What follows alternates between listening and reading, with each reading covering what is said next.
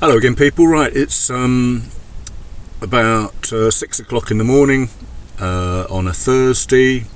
I woke a couple of hours ago, I suppose, and thought I'd have a look at Trusty Gold.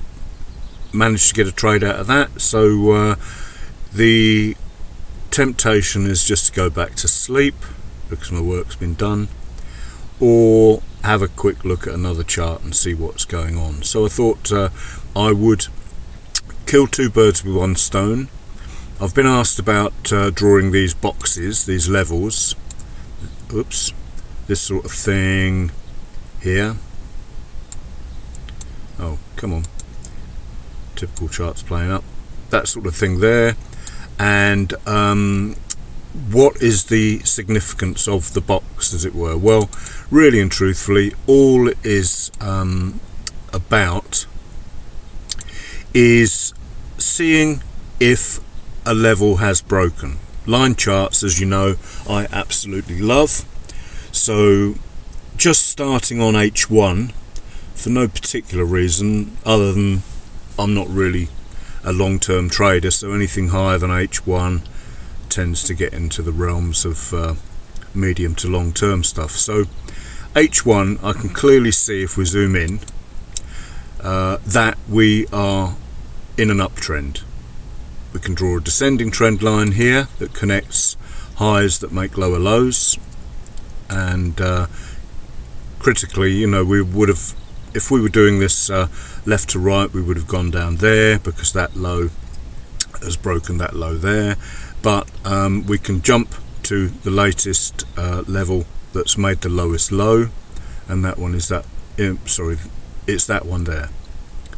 So we can clearly see a descending trend line, and we can now, because this high has been broken by this high here, and that's where the box comes in handy,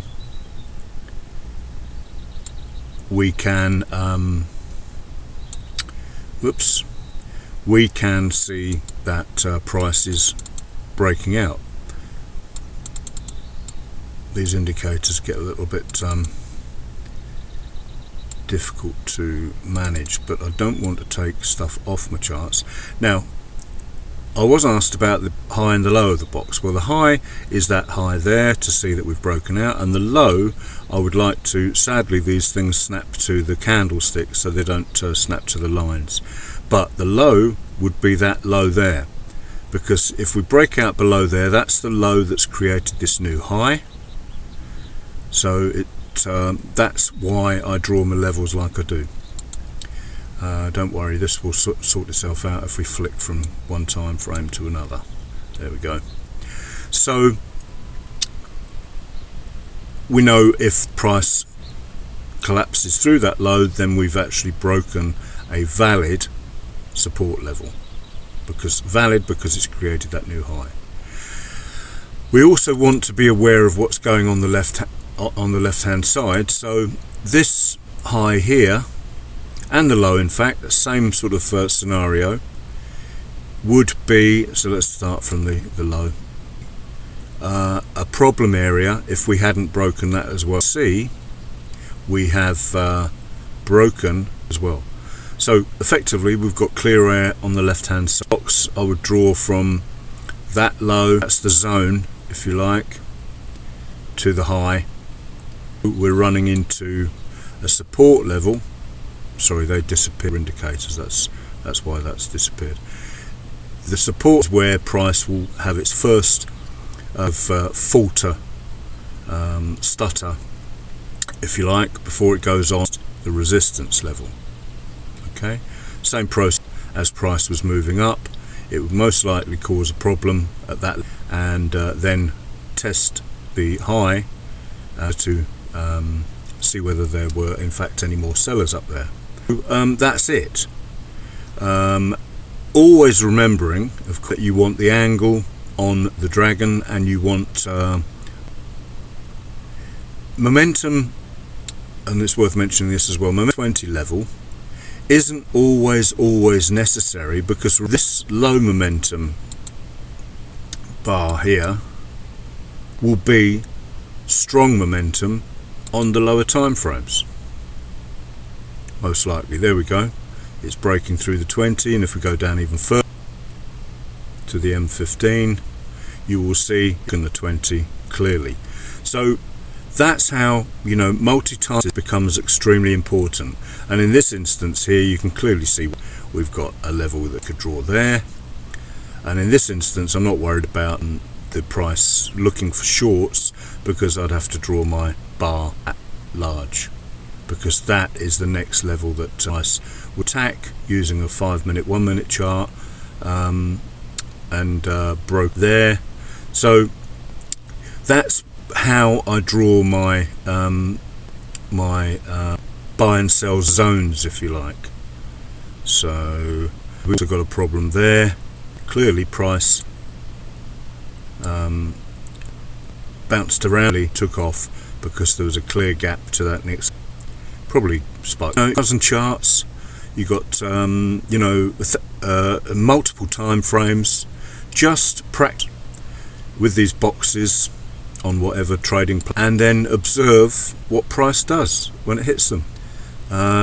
What could be simpler, really? So this, like, it's got plenty of room to the long side. The Asian range that is small, that's an observation that you can make when you've got the range box on your charts. We've got the have that there. You wouldn't know where price is likely, and where the big guns that use things like the 100 and 200 and 300, you know, all of those things, they can offer insights into what the big boys are looking at. They can complicate things, so put them on your charts, take them off the charts if they complicate things, find them having value.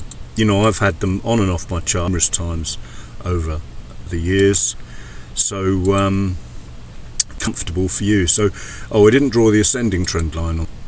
Once we've got this new high here, valid touch point. Simple as that. Broken down from an ascending trend line, and we've actually broke support level as well, if we look closely at that. Well, that's debatable. That if that's a higher high, 6740, it's not, it's a lower high, but even so, that's a 1, 2, 3 lower high forming now, because we've broken that low. So really start to pull up with some serious momentum. And how do we momentum is like? Well, just have a look at H4 and see what that can tell us. H4 is falling off.